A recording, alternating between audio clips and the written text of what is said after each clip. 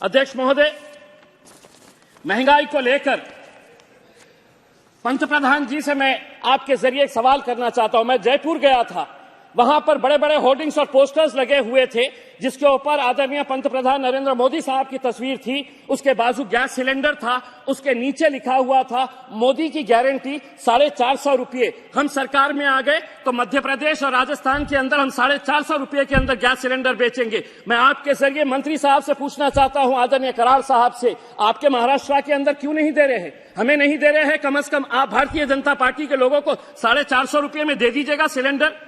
यानी कि आप कम करना चाहे तो कर सकते हैं, लेकिन हर चीज को आप चुनाव के नजरिए से हमें कैसा फायदा मिल सकता है ये देखने की कोशिश कर रहे हैं। अध्यक्ष महोदय, आज महंगाई के बारे में और बेरोजगारी के बारे में अगर हम बात करें तो हर जगह आपने कॉन्ट्रैक्ट सिस्टम शुरू करके रखा हुआ है। इसका फायदा सिर्फ ठेकेदारों को हो रहा है, बाकी किसी को नहीं हो रहा है। ईपीएस 95 के जो पेंशनर्स हैं, जिन्होंने 20 साल 30 साल काम किया है, आपने भी कई मर्तबा इस मुद्दे को उठाए हैं, वो पूरे के पूरे यहां पर कल से जंतर मंतर के ऊपर आंदोलन कर रहे हैं। उन्हें पेंशन कितनी दी जा रही है?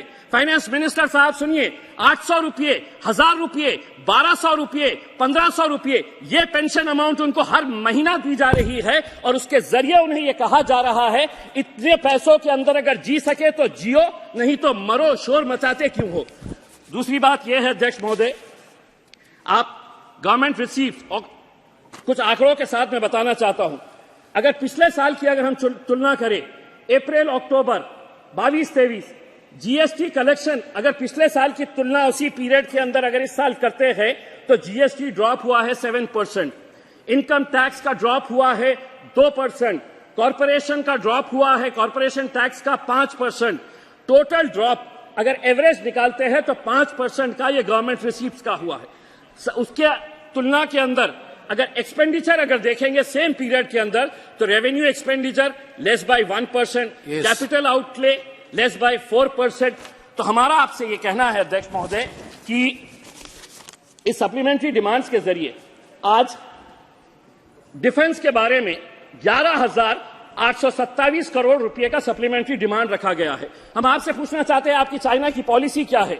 25 पेट्रोलिंग पॉइंट्स हम खो चुके हैं। डेमसोंग हमारे हाथ में है क्या? इसका जवाब आप दीजिएगा। इसके ऊपर खामोश क्यों है? चाइना पॉलिसी के बारे में हमारा क्या है अध्यक्ष महोदय, इसके बारे में बता दीजिएगा, वरना अगर यही हाल रहा तो आगे चलकर हम सियाचिन को भी खो डालेंगे।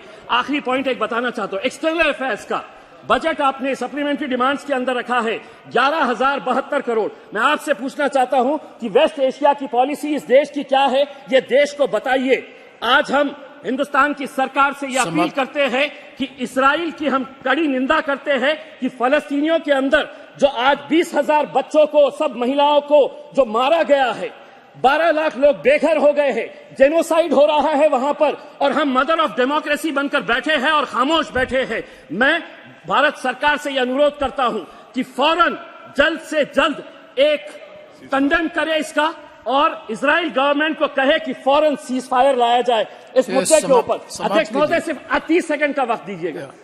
मैं आपसे ये, फाइनेंस मिनिस्टर साहब भी औरंगाबाद से आते हैं, मैं आपसे ये अनुरोध करूंगा कराड़ साहब कि औरंगाबाद से महज 30 किलोमीटर की दूरी के ऊपर नारायणपुर एक गांव है सर, वहां पे 3,335 ऐसे सिर्फ मेरे ही कॉन्स्टिट्यूएंसी, हमारी कॉन्स्टिट्यूएंसी के ऐसे स्कूल्स है कि जहां पर पक्की छत नहीं है, टीन के शेड के नीचे बच्चे पढ़ रहे हैं, और आप ये दावा कर रहे हैं कि एजुकेशन के ऊपर सबसे ज्यादा बजट एलोकेशन इस बार किया गया है। तो ये पैसा जा कहां रहा है, हम आपसे ये सवाल करना चाहते हैं।